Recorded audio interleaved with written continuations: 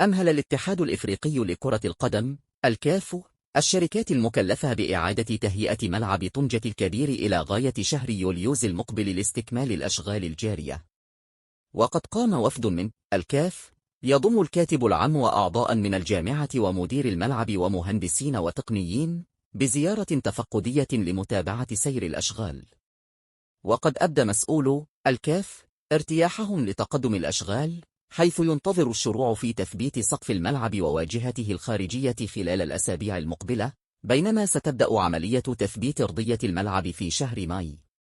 ومن المنتظر أن يقوم مسؤولو الكاف المكلفون باللوجستيك بزيارة جديدة لتفقد مدى مطابقة المرافق الإعلامية ومستودعات الملابس للمعايير القارية المعتمدة.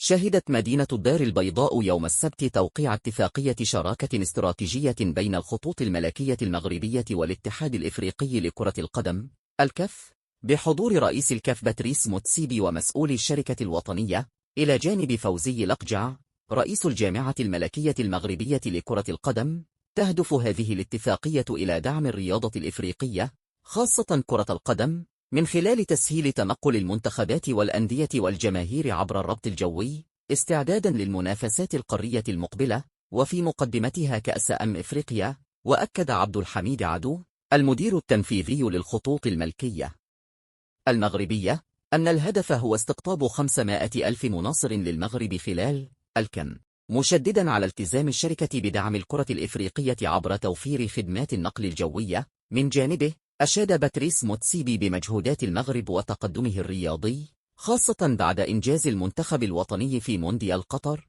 وأثنى على أهمية هذه الشراكة في تعزيز الربط بين الدول الإفريقية.